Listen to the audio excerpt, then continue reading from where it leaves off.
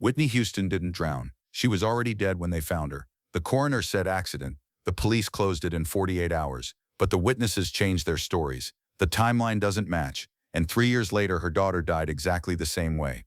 This video reveals what really happened in that hotel bathroom, who was in the suite during the 4 missing hours, why bruises covered her body, and how the people responsible walked away free. The bodyguard's fist slammed against the bathroom door. No answer. He hit it again, harder this time, his gut screaming that something was wrong. The assistant fumbled with the master key, hands shaking so badly she could barely get it in the lock. The door swung open and steam poured out like a ghost escaping. Whitney was face down in the bathtub, water scalding hot, her skin already showing purple discoloration. The bodyguard yanked her from the water and started CPR, but her body was ice cold. She wasn't just dead, she'd been dead for hours. The paramedics knew the moment they walked in. Lividity, purple blood pooling under the skin had already set in.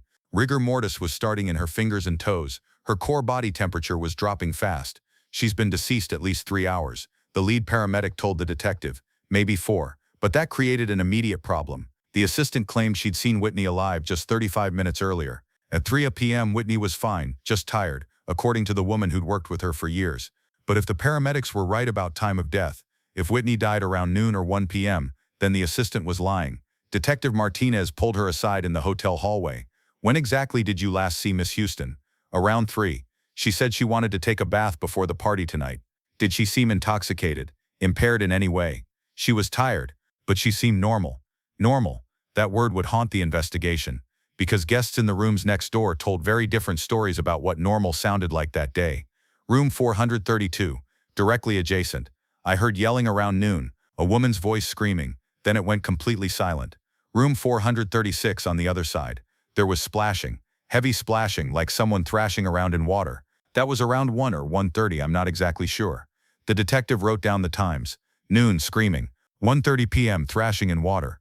3 p.m. assistant claims Whitney was alive and fine. 3:35 p.m. body discovered, already cold. The sequence didn't just fail to match, it contradicted itself at every turn. The autopsy results made things worse. Cocaine was in Whitney's system. Not a lot, not enough to cause an overdose, but enough to prove recent use. A cocktail of substances that would impair anyone. Cause of death was listed as drowning. Her lungs contained water. She'd breathed it in, which meant she was alive when she went into that tub. But here's what didn't make sense. The water temperature was 93.5 degrees Fahrenheit when paramedics arrived. That's scalding hot. Nobody stays in water that temperature voluntarily, especially not while unconscious.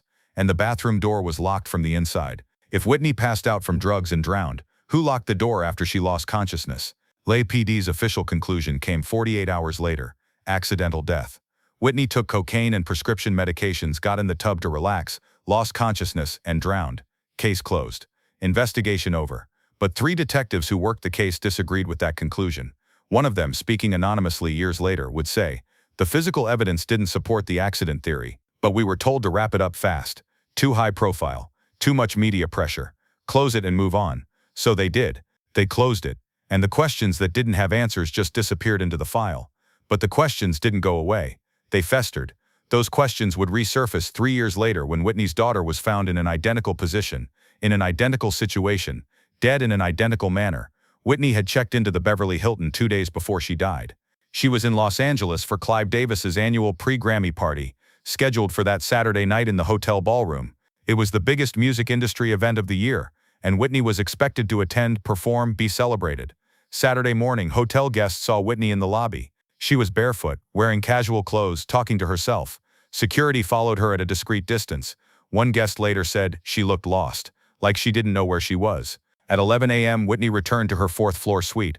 Her bodyguard, Ray Watson, took up position outside the door. His job was simple. Nobody gets in without Whitney's permission, and Whitney doesn't leave without him knowing. But at 11:30 a.m., Ray left his post. "She told me she was fine," he'd later explained to investigators. "Said she didn't need me for a while. Told me to go get lunch." So he did. He left. And for the next 4 hours, nobody admits to seeing Whitney Houston alive. The assistant, Mary Jones, claimed she checked on Whitney periodically throughout the afternoon. Knocked on the door, asked if she needed anything, got responses that everything was fine. But hotel keycard records told a different story. Mary's card, which she would have needed to enter the suite, wasn't used between 11:45 a.m. and 2:50 p.m. A 3-hour gap where Mary claims she was checking on Whitney, but the electronic records show she never opened the door. Either the hotel's security system malfunctioned, or Mary was lying about being in the room. During those missing hours, something happened that nobody wants to talk about. Room service records show a delivery to Whitney's suite at 12:15 p.m. A bottle of champagne ordered from the room phone at 12:10 p.m. The waiter who delivered it gave a statement to police that was later buried in the file. I knocked on the door. A woman answered, but it wasn't Miss Houston. Different woman. Younger, I'd never seen her before. She took the champagne, gave me a $20 tip, and closed the door. I heard voices inside. Multiple people talking. Who was in Whitney's room? Who ordered the champagne? Why was there an unidentified woman in the suite that nobody has ever named or located? The hotel's surveillance cameras in the hallway should have captured everyone who entered or left Whitney's suite that day. But the cameras weren't recording. Technical malfunction, the hotel claimed. The system was down for maintenance during the exact window when Whitney died. Convenient. At 1 p.m. guests heard splashing. Heavy, violent splashing that sounded like struggle. At 1:30 p.m., silence descended like a curtain. At 3 p.m., Mary claims Whitney was alive, talking, preparing for a bath. At 3:35 p.m., Whitney was found dead, her body already cold, already showing signs she'd been deceased for hours. 4 hours. 4 critical hours where Whitney Houston was supposedly alone, or maybe not alone, and something went catastrophically wrong. The bodyguard changed his story 3 times about when he last saw Whitney.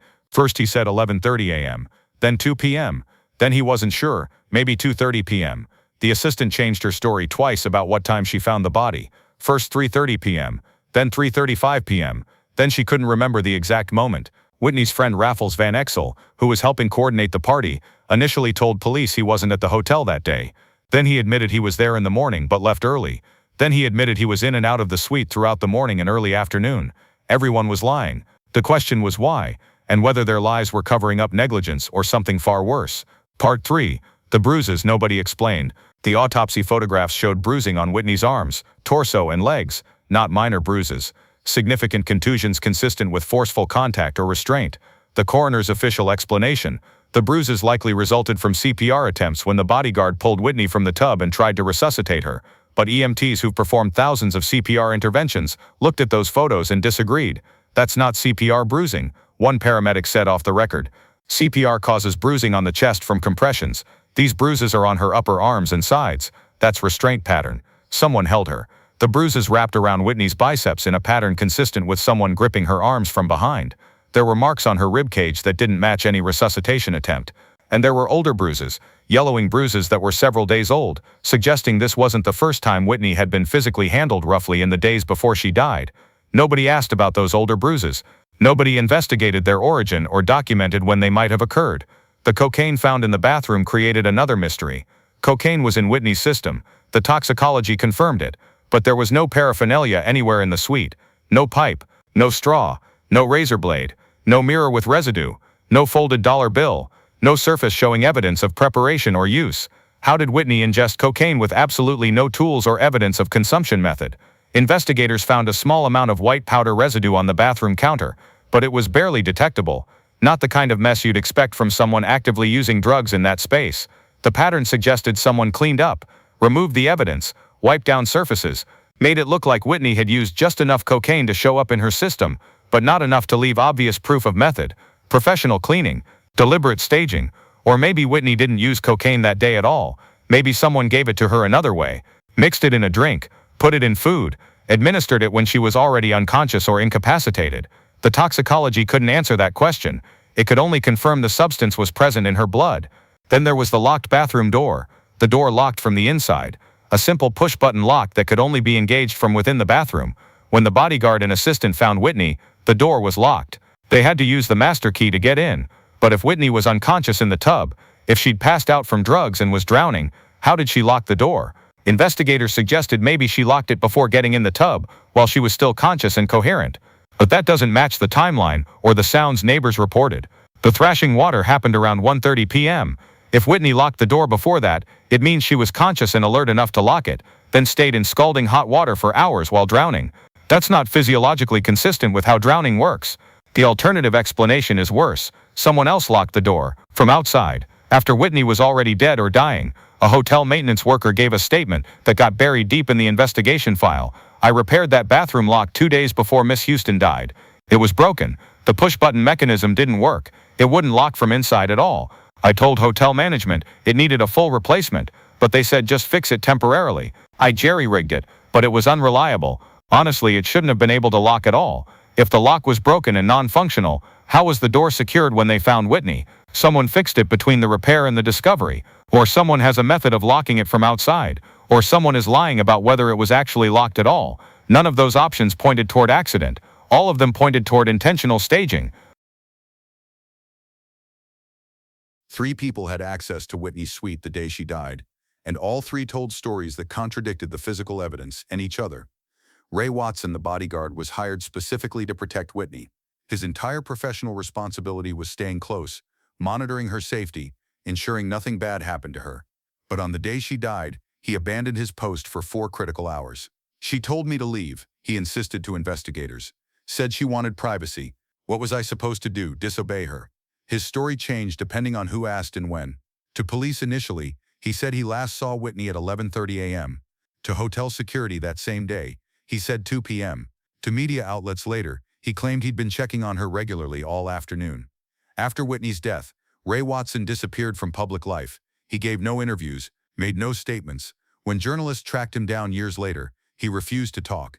"I've said everything I'm going to say," he told a reporter who showed up at his door. "Leave me alone."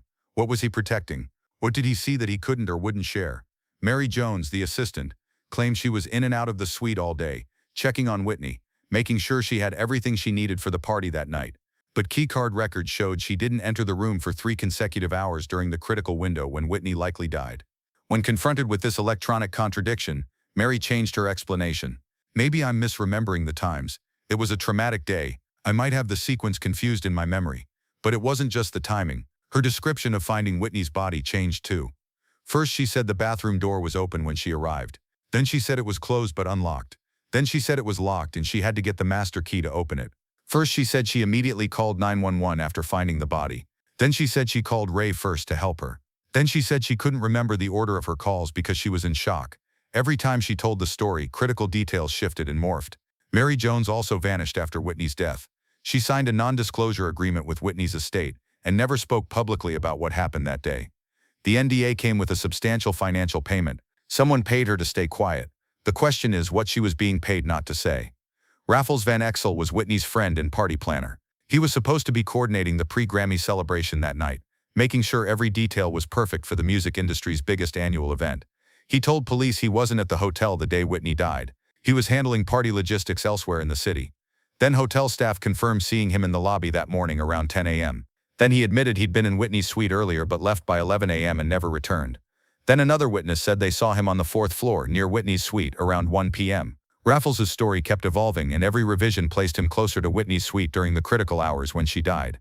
In interviews years later, Raffles would hint at knowledge he wouldn't share. "There are things I know that I'll never say," he told one journalist. "Things that would destroy people. But Whitney wouldn't want me to tell. She'd want me to protect certain secrets." What did he know? What did he witness that he spent over a decade protecting? He died in 2019 without ever fully explaining his presence, his knowledge, or his silence about what happened that day. 3 people. 3 conflicting narratives. 3 individuals who all stood to benefit from Whitney's death being ruled an accident instead of something more sinister. And none of them ever faced legal consequences, civil liability, or professional repercussions for their contradictory statements and suspicious behavior. Whitney Houston was worth an estimated $20 million when she died despite years of declining album sales and canceled tours. Her estate, her music catalog, image rights, royalties, and future earnings potential was worth over $100 million and growing. Her sole heir was her daughter Bobbi Kristina Brown. When Bobbi turned 21, she would inherit everything and gain full control of her mother's legacy and fortune. But Bobbi Kristina never made it to 21. 3 years after Whitney's death on January 31, 2015, Bobbi was found unconscious in the bathtub of her Georgia home, face down in the water, exactly like her mother. She was rushed to the hospital in critical condition but never regained consciousness. She lingered in a coma for 6 months before dying on July 26, 2015. Cause of death, drowning, with marijuana and alcohol detected in her system. Eerily similar to Whitney's toxicology profile, though different substances in different combinations. Same method, same position, same tragic outcome. 1 bathtub death in a family could be devastating coincidence. 2 bathtub deaths in the same family, 3 years apart using identical positioning and similar circumstances. That's not coincidence, that's methodology. After Bobbi Kristina's death, Whitney's vast estate didn't go to surviving family members who might have emotional attachments or protective instincts about her legacy.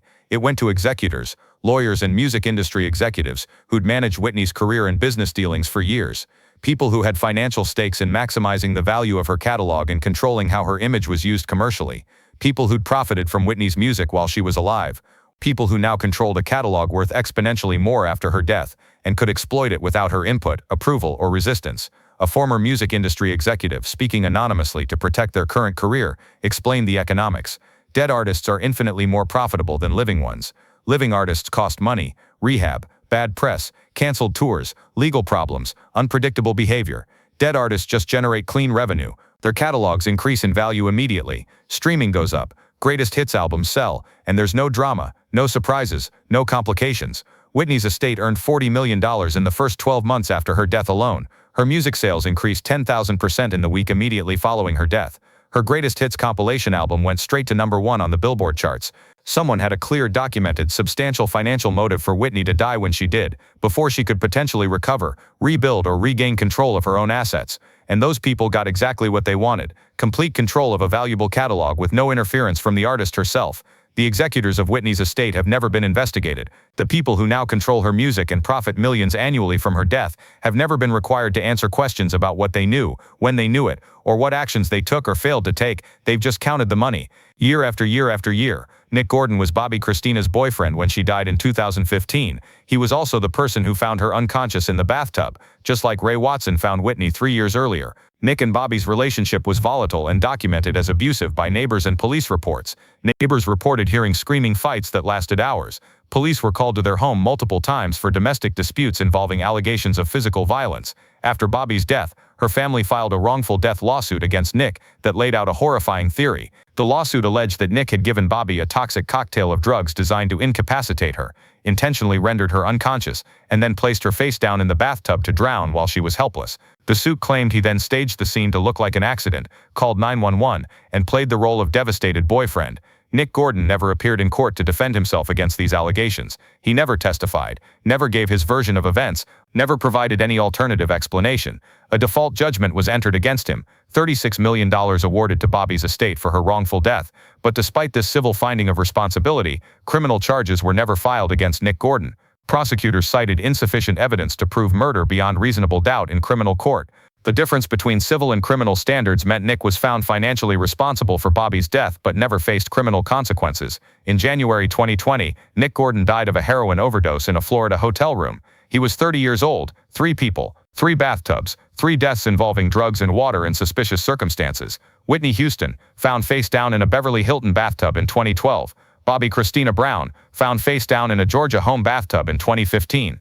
Nick Gordon, who found Bobbi and stood accused of killing her, dead from drugs 5 years later in 2020. Coincidence? Statistical anomaly? Or was someone tying up loose ends, eliminating people who knew too much about what really happened? Within hours of Whitney's death, powerful people in the music industry moved quickly to control the public narrative and limit the scope of any investigation. Clive Davis, Whitney's longtime mentor and the head of her record label for decades, made a decision that shocked many observers. The pre-Grammy party would proceed as scheduled. That night, same hotel, same ballroom, just floors below where Whitney's body had been found that afternoon and was still being processed by the coroner. When reporters asked how he could proceed with a celebration while Whitney was dead, Clive responded, "Whitney would have wanted the show to go on. She would have wanted us to celebrate music tonight." The party happened, celebrities attended, champagne flowed, music played. Whitney's death became a somber backdrop, not the main event that stopped the industry in its tracks. Meanwhile, critical evidence was disappearing in real time. Hotel surveillance footage that should have captured everyone who entered Whitney's 4th-floor suite that day, gone, permanently erased due to what the hotel called a technical malfunction. Whitney's cell phone records, which would have shown who she called, texted, or communicated with in her final hours, sealed by court order at the request of her estate, never released to investigators or the public. Comprehensive toxicology reports that would have shown exactly what substances were in her system, in what quantities, and potentially when they were ingested. Limited analysis conducted, not the full panel that would have answered critical questions about timing and method of drug ingestion. Witness interviews that contradicted the official accidental death narrative, buried in files, never made public, never followed up on by investigators. Within 48 hours, LAPD ruled Whitney's death accidental and officially closed the case. No further investigation, no follow-up on glaring inconsistencies. No explanation demanded for the missing hours, the changed stories, the bruises, the locked door, or the impossible timeline. Case closed. Move on. Nothing to see here. The Beverly Hilton cooperated enthusiastically with the rapid conclusion and quick resolution. They cleaned room 434 within 3 days of Whitney's death, scrubbed it thoroughly, repainted the walls, replaced the carpet and bathroom fixtures, installed new furniture, rented it out to new guests within a week as if nothing had happened in that space. When journalists requested access to hotel records, who checked into rooms on the 4th floor that day, who used service elevators during critical hours, who accessed restricted areas, the Hilton refused all requests. Guest privacy concerns, they claimed, citing legal obligations to protect customer information. When investigators suggested the room should be preserved as a potential crime scene pending further analysis, LAPD declined the suggestion.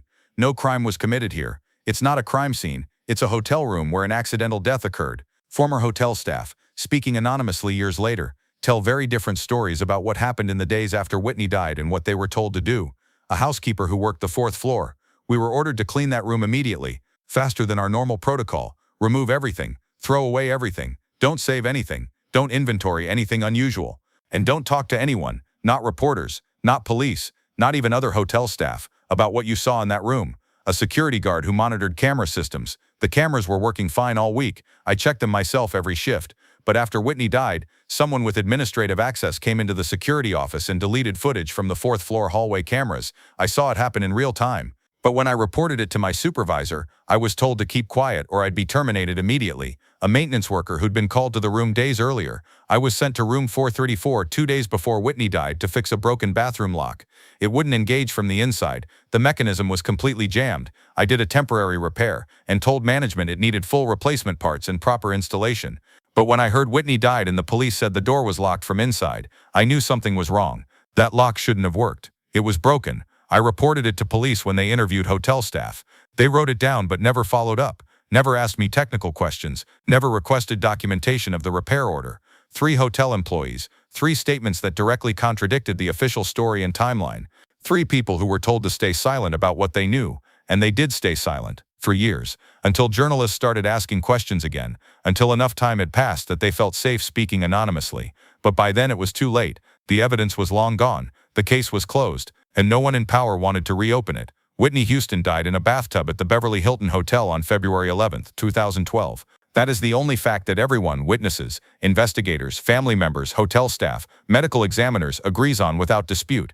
Everything else about that day, how she died, why she died, who was with her, what happened during those missing 4 hours, remains disputed, contradicted, unexplained, and deliberately obscured. The coroner said accidental drowning caused by drug-induced impairment and loss of consciousness. The paramedics said she'd been dead for hours before anyone called 911, which directly contradicts witness statements about seeing her alive at 3 p.m. The witnesses changed their stories multiple times in ways that can't be reconciled, and none of their varying timelines match the physical evidence or each other's accounts. The evidence that could have definitively answered questions, surveillance footage, complete phone records, comprehensive toxicology with timing analysis disappeared, was never collected, or was sealed from public view. The investigation closed in 48 hours with no follow-up on any of the glaring inconsistencies, contradictions, or suspicious circumstances. And 3 years later, Whitney's only daughter died in an identical manner, in an identical position, under nearly identical circumstances, before she could inherit her mother's estate. What really happened in room 434 on February 11, 2012?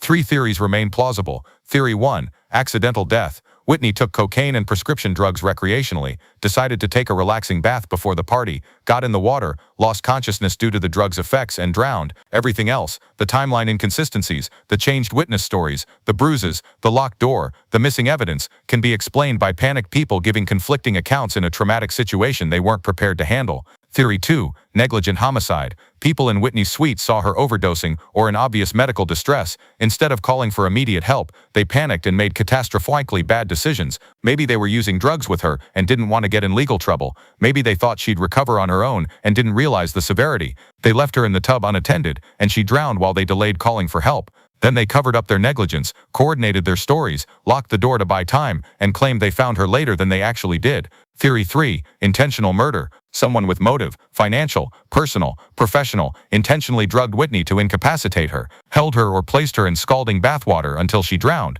locked the door to buy time and create distance, cleaned up evidence of their presence and the real method of drug administration, then discovered the body at a coordinated time and called 911 to establish their alibi. The bruises show she fought or was restrained. The locked door shows deliberate staging. The coordinated change stories show multiple people working together. And the massive financial motive shows why someone would want her dead at that specific time. We will probably never know with certainty which theory is correct, because the people who were there that day aren't talking, refuse to talk, or have died without ever revealing what they knew. The evidence that could prove what happened is gone, destroyed, sealed, or was never properly collected. The investigation is permanently closed with no mechanism for reopening, and Whitney Houston obviously can't tell us what happened to her, but her daughter's death 3 years later in the exact same position using the exact same method, under the exact same suspicious circumstances, suggests this wasn't random tragedy or coincidental accident. It was a pattern, a proven methodology, a way of making murder look like accident that worked twice, and whoever developed and perfected that method got away with it both times.